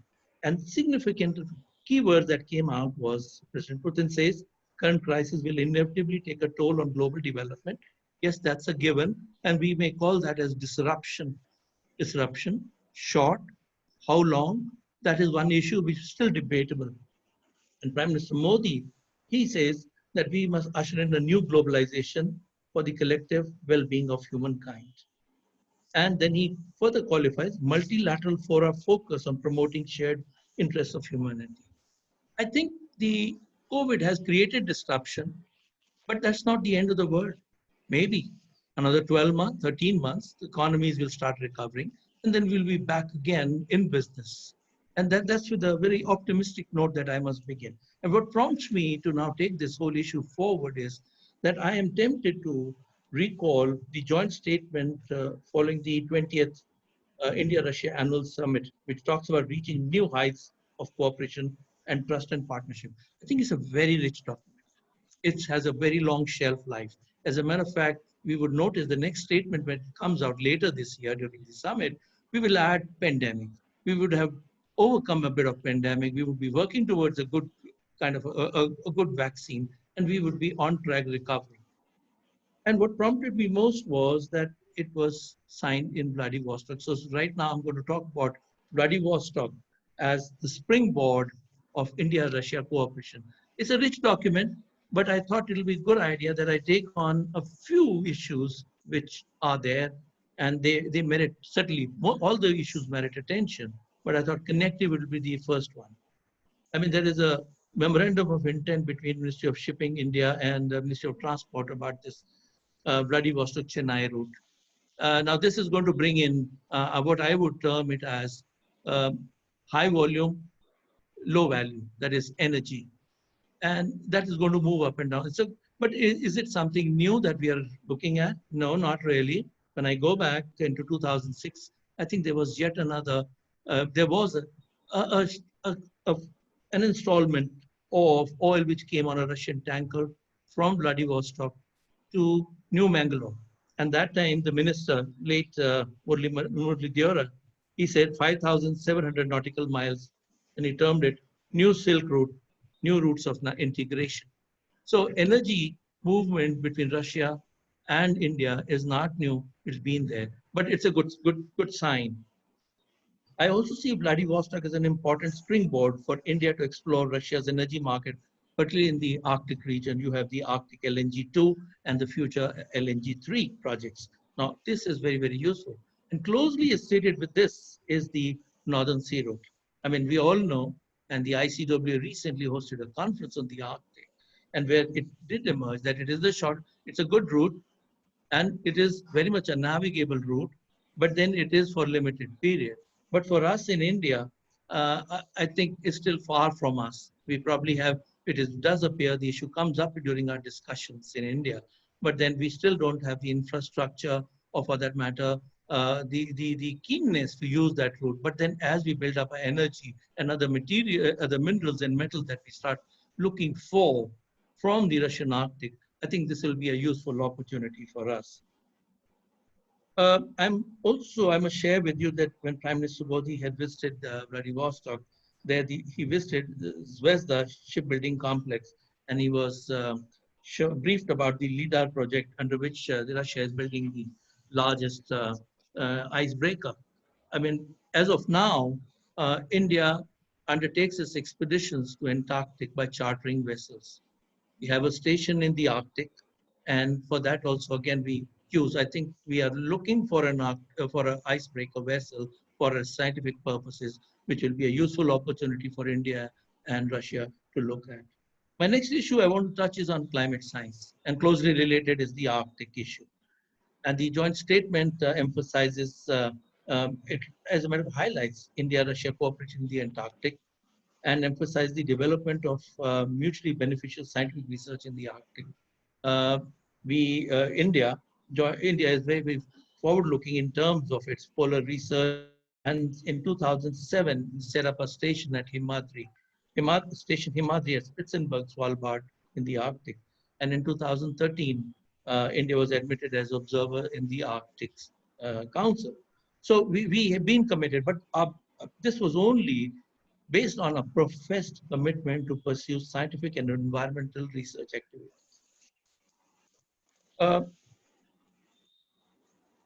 Let me also share with you that we are witnessing Arctic melt. I think it's the fastest which is happening. It's turning into a global, based on global warming, climate change. And this change in the Arctic directly affects our monsoons, on which we, being an agrarian economy, affects adversely. How it changes, what kind of changes that take place in the Arctic will affect our monsoons. And also, added to that, how our glaciers in the Himalayas will be affected. We understand that currently there is almost a heat wave on in Siberia because of fires, etc. Temperatures have shot up, and this is going to be affecting the glaciers, partly because we lie on the lee side of the Himalayas, and this will be where the whole issue about permafrost comes in. Permafrost in Siberia, and we have frozen ground in the Himalayas. Now, these two are very much intimately connected. Changes in Arctic, changes in Siberia, where the permafrost is melting, and there is there is, as a matter of fact, excretion of large amount of greenhouse gases is going to affect the Himalayas. This is one issue probably beyond that we can look at probably as part of our climate science and our Indian glaciologists and permafrost specialists from Russia can work together. We are also engaged in building up infrastructure in the mountain area, and Russia has rich experience of building air, rail, and road transport network, which runs, of course, the Trans-Siberian Railway is a very well-known, well-known figure in terms of its, route. And I think there is an opportunity for both India and Russia, as a matter of fact, Russian experiences of managing, first building and then managing the infrastructure would be a very useful element as we in India build our infrastructure in the mountain area. Let me also share with you another very interesting item which appears in the joint statement, and there's emphasis on bilateral cooperation. And I think the first speaker made a very brief reference to it in terms of information and technology, and of course, software development. And in that paragraph, it deals with this particular issue in the joint statement. I also find reference to supercomputing, fintech, and Internet of Things. Now, these three are very, very critical. As a matter of fact, whether it's the industry, trade, our engagements, transport, you name every facet of human activity, this is what it's going to be. These are under the broader rubric of fourth industrial revolution technologies, which are built on artificial intelligence, machine learning, etc. And they will be a very important component of the so-called human matrix. And for that matter, India-Russia relations also will have, as a matter of fact, I see a large number of issues within the joint statement have direct reference and relevance for and their use in the fourth industrial revolution technology, whether it's climate change, connectivity, education, trade, and therefore I think we need investments. And here again, I think it'll be useful for India and Russia to build up this ecosystem of startups, investors, incubators, entrepreneurs from both sides to look at it. And I think that will be a future of the India-Russia bilateral relations. Last but not the least, let me conclude my remarks. A very interesting area, probably, we do talk about tourism. It appears in the joint statements, and it is just left at that, we encourage. And I looked at a very interesting report which comes from Rostourism, a Russian agency. The tourist flow in both directions have doubled over the last 9 years, which is very, very good. And if you look at the Vladivostok document, e-visa facilities for business as tourism is an important issue over there, and free electronic visa for Indian nationals to visit Kaliningrad region and the Vladivostok. I think that's very, very highly encouraging. I think it'll be worth highlighting Vladivostok on the India tourist map, which all tourists who head towards Russia. I think popular destinations are Moscow, St. Petersburg, or sometimes to Sochi, but Vladivostok, no, not really. I think Vladivostok has an enormous amount of opportunities to offer to tourists, particularly in the context of cruise liners. And I think the Japanese, the Koreans, the Chinese, I think they all avail of these facilities. I think I'll stop at that. Thank you very much for your attention. Thank you very much. Nivedita, how much time do we have for some discussion?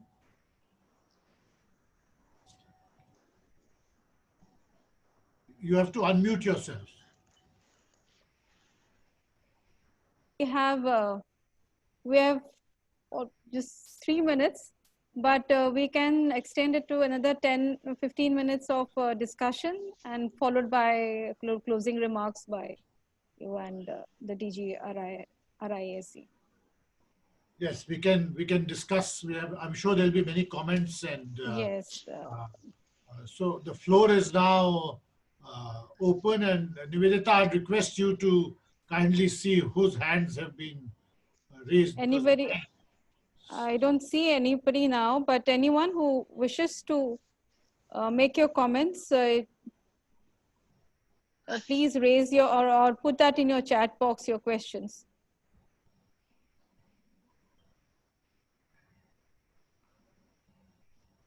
I see Lydia Kulik from the Russian side. Yeah. One hand is being raised by Dr. Lydia Kulik. Yeah, please unmute yourself and make your intervention. Good afternoon, ladies and gentlemen. Thanks again for a very interesting discussion, and special thanks go to the organizers, Mr. Ragavan, Mr. Kortunov. I would also like to attract your attention to the fact that there is one very practical aspect arising from this very high-level strategy discussion. From time to time, from high level, we have to go into practice, and I would like to support what Mr. Sahuja has just said, and also I would like to add a little bit of optimism on the contrary to what esteemed Professor Lunyov has critically pointed out, and also I'm very happy to see Professor Lunyov in good health. It's a rare occasion to see him on a video conference. So a practical aspect, in terms of economic cooperation, at this particular moment, Russia and India are looking in a similar direction in terms of their economic policy. And here is what I mean. Maybe this would be news to our Indian partners and to the Russian side as well. In the Indian budget in 2019, startups were one of the priority areas for support from the Indian government, because they were seen as a way to increase employment in the country and to boost technological development in the country. And the current crisis has brought Russia to a similar understanding that frontier technologies, information technologies, are indispensable in the current world. And Russian government has come up with a list of measures to give advantage and to give tax support, financial support to a similar sector, which is technological startups, IT, communication technologies, and frontier technologies, be it, cybersecurity. I have also noticed Internet of Things and everything that is related to Fourth Industrial Revolution. And this correlates to what Professor Lunyov has said. We have lack of understanding and proximity between the elites of the two countries. And at this particular moment, we have an opportunity to bring the the future elites of the two countries, the youngsters, much closer together in their thinking. The two, technological elites of the countries that are coming up have to have the understanding that on one hand, they have the Russian, advanced technology at hand available to them. At the same time, they have the vast opportunities of the Indian market that are offered in India, and they can use India also as a launching pad to go global or to target third countries. So I would call on everyone, be it the media or the government. Let me also, welcome Ambassador Varma, who is participating in this video conference. I would call on everyone who is involved in Russian-Indian relations to give more emphasis and more space to the startup and to new business areas. We may, disregard and neglect them as youngsters, but these youngsters are forming the future of our relations. So let's give them more opportunities and more attention whenever we can. Thank you for your attention. Thanks. Thank you. Thank you very much, Dr. Kulik. I see the hand of Chaitanya Giri and then Vivek Mishra. But may I request both of you to be brief, please? Yes. Dr. Giri. Yeah, thank you, Ambassador. So I want to raise the point of India-Russia space cooperation, which is going headstrong right now. As we speak, Indian astronauts are being trained with Russian assistance at the Gagarin Research and Test Center near Moscow. And Russia is playing a big role in India's human spaceflight program. This is not the first case of India-Russia space cooperation. Earlier too, Russia was central in launching India's very first satellite back in the 1970s. So we have a good history and we have a bright future. And but there is a question which Dr. Lydia colleague just mentioned, how to bring in the youth and the new startups. So there is one opportunity which is developing here in India, and that is that recently our Prime Minister's office has given an equal pedestal to the private sector to invest in the space domain. So at par with the Indian Space Agency ISRO, a private sector will come up and start developing capacities. Now here is the thing, Russia has been a long-term collaborator of the space agency. Why not the Russian private space players combine with Indian space players in the private sector and work together? And that will be really fantastic. And what that will do is that will bring in diversity in India's space investments. It won't be in India's interest to really bend towards one particular geopolitical clout in terms of space investments, but we'll appreciate and will be happy to have Russian investments in this sector. Likewise, Indian investments in the Russian private space sector. So that's one of my pointers that I want to raise. Thank you, Dr. Giri. Vivek Mishra. Yeah, I have a brief question. This is regarding the oil spill that happened on June 3rd this year, the Norilsk spill. I'm glad Dr. Sakuja brought the point of permafrost. But I hear in the news that there's subsequent investigation on a lot of such oil plants which would be perhaps placed on permafrost. How bad is the problem is something I want to know. Thank you. I see in the chat box. So Dr. Sanjeev can ask question. Yes, Dr. Sanjeev, please go ahead. Thank you, sir. We had an excellent presentation from both sides. I have two very quick points to make. First is that India and Russia, they carry very important dialogue on counter-terrorism, extremism, and fundamentalism.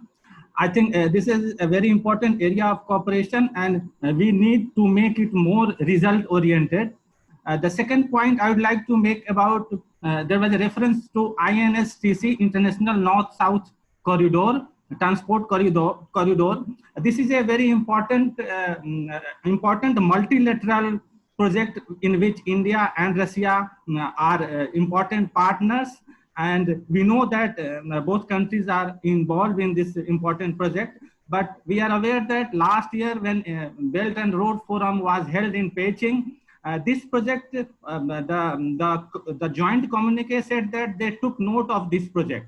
And this was figured in the annexure which was published along with the joint communique.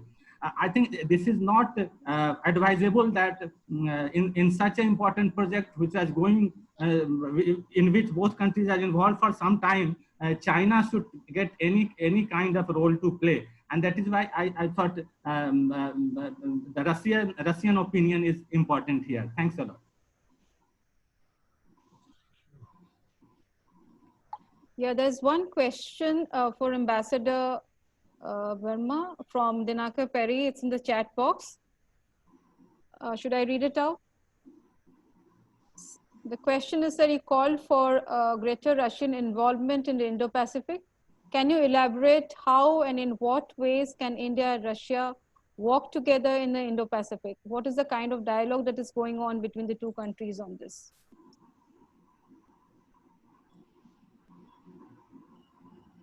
So may I request? Do you want me to respond? Yeah, there's a question for you. Okay, sure. Thank you. Thank you, and let me take this opportunity to commend all the presentations. Very important points were made. We've taken careful notes, and we'll follow up on some of the points. Now, the Indo-Pacific, of course, it's not that India and Russia do not have a dialogue. I think we've discussed this on a number of occasions. We see Russia as a very important Pacific power. It has always been there.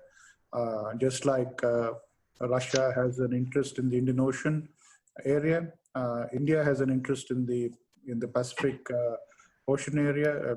I think the connectivity that we are looking at, we are looking at the Indo-Pacific as a geographical continuum, which is also a continuum for cooperation and for certain principles around which we want this entire region to be open and free for everyone. Now, India and Russia also cooperate in a number of areas within this area. We are partners in the ARF. We have strategic partnership with ASEAN. We are members of the East Asia Summit. And both India and Russia look at ASEAN centrality as critical to the Indo-Pacific concept. So I think generally when we say that India and Russia deal with us Indo-Pacific as separate or as different concepts, I think the differences are actually quite exaggerated. The commonalities are actually far outweigh the differences. Now, where are the issues which tend to be highlighted by the Russian side? Foreign Minister Lavrov has spoken on a number of occasions. He has said that Russia does not want to create new divisions, especially with respect to containment of China. And that is what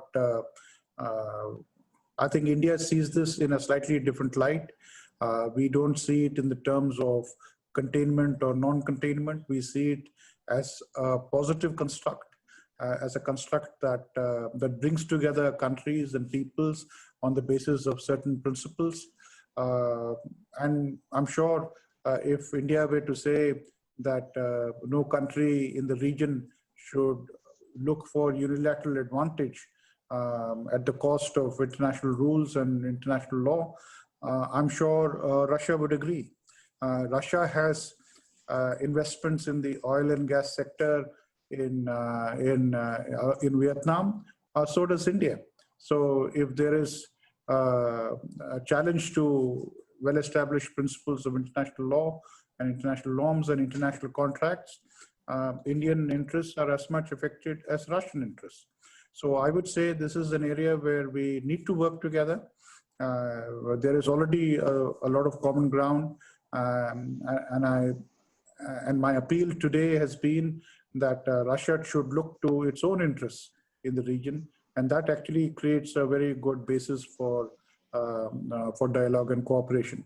Let me end by also saying that when we talk about energy connectivity, Vladivostok-Chennai, Yamal-Chennai, we're looking at the opening of the Arctic route, the Northern Sea Passage. Some of the largest oil and gas finds in the world today are in the northern Arctic region of Russia, what is called the Eastern Cluster, and India and Russia are in discussion to see how we can take forward cooperation. When all these things fructify in the next 2, 3, 4 decades, there will be a seamless connectivity requirement in terms of transportation and linkages, say between Yamal and the Eastern Board of India. So Russia would have as much an interest in a safe and secure, open and free Indo-Pacific as India would have. So I would say that with dialogue and with passage of time, India and Russia would actually come to the same page on what is now called the Indo-Pacific. Thank you. Very good. I think we have just one raise hand by Dr. Arthur Zafar. It could be the last question. Yeah, Dr. Arthur, you can go ahead. Yes, thank you, madam. First of all, I would like to thank all the presenters. It was very useful interaction session. First, a small observation is that the role of media should be increased because there is very little coverage of developments happening in Russia in Indian media, and I think so is the case in Russia.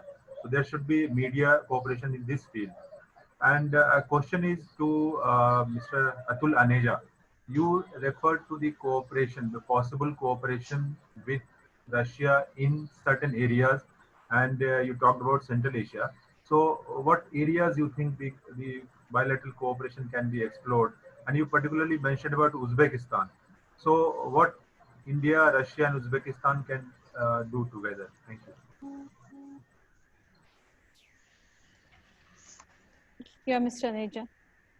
Yeah. I was making a point in the context of China's inroads into Central Asia. And given the checkbook diplomacy which China can pursue, and also specific projects that it is taking, that China is promoting, especially in Kyrgyzstan, in Dushanbe, that is your Tajikistan, and elsewhere. So I think that becomes a danger, not to us, but to Russia in a big way, because frankly, that is Russia would be losing its real geopolitical turf if in case of greater Chinese inroads into that. It is in that context that I suggested that from pure geopolitical and strategic terms, that we need to work together, that is Russia and India, especially through the Eurasian Economic Union platform, and work jointly on specific projects. Now, those projects will have to be identified. What specific areas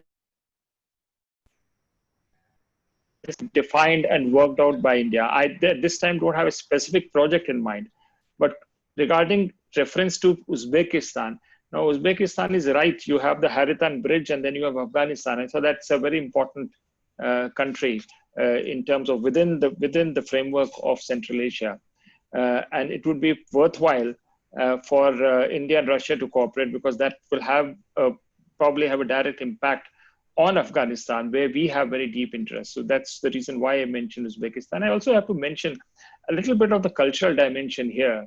If you look at the spread of Buddhism, you can see places like Termez. These were the places where you have found frescoes and caves reflecting the spread of Buddhism from India on to Central Asia. So I think that's another common factor which comes in, and a factor of deep interest, historical interest for India, to work together in Central Asia on specific projects which may be cultural, which may be economic, or which may be infrastructure.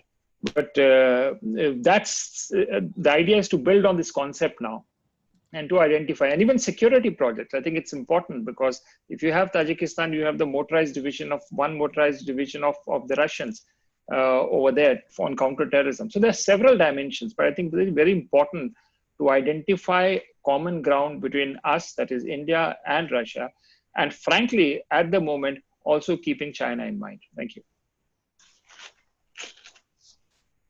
I think we don't have any more questions. We come to the end of this panel discussion. Now I would request DG ICWA and DG RIS to share their concluding thoughts. May I first request DG RIS to share your concluding observations.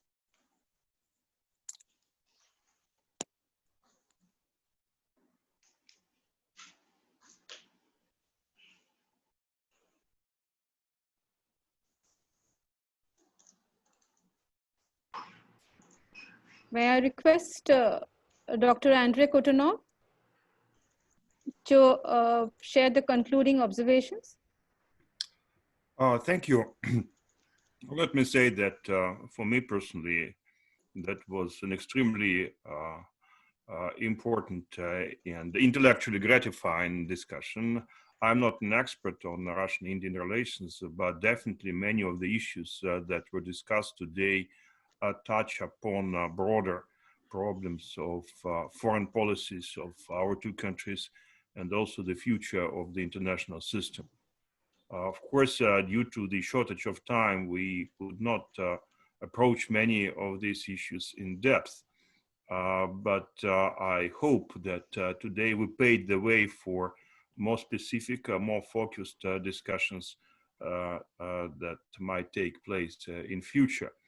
Let me specifically mention that, in my humble opinion, we should focus on issues which might carry low-hanging fruits in the relationship. And today, they mentioned new events where Russia and India can work together on important issues related to their bilateral cooperation, but also to gradually emerge a new global order. I would specifically emphasize the forthcoming summit meetings of BRICS and of SCOs. This year, these events will take place in Russia. I think it would be very important to compare notes between experts from Russia and India on their respective positions and their perceptions of the future of these events, these institutions. I would also argue that we should, or at least we could, discuss our respective agendas for the G20 summit, and also think about how we can assist our respective governments and our respective foreign policy establishments in preparing the forthcoming Russia-India summit. Let me say that we really appreciate the spirit of the discussion, very candid, very blunt, very open statements and views expressed by our Indian partners. I think that the spirit of our conversation is very reflective of the spirit of the Russian-Indian relations at large.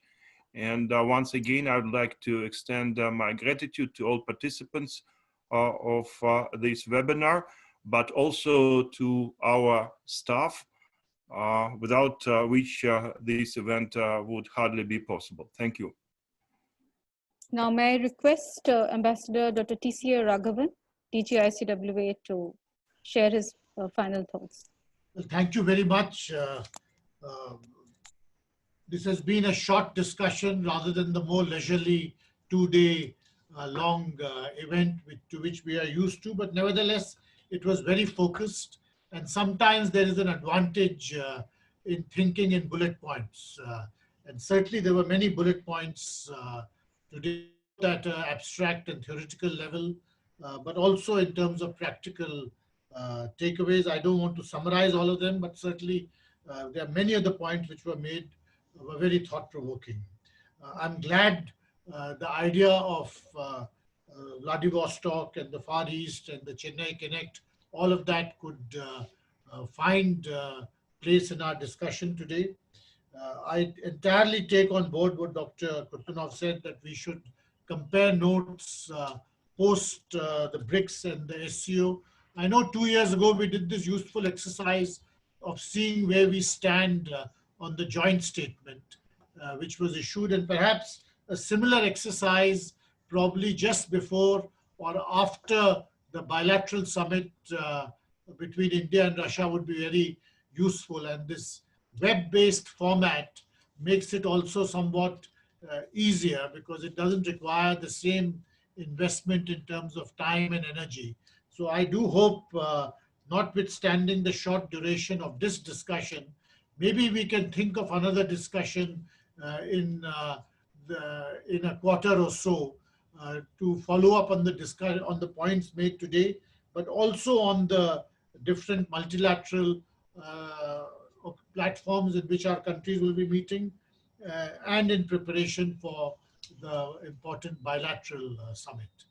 With these remarks, may I thank all the participants, both from the Russian and from the Indian side, who have joined us today and made this webinar quite a successful event in our calendar. Thank you very much. Thank you.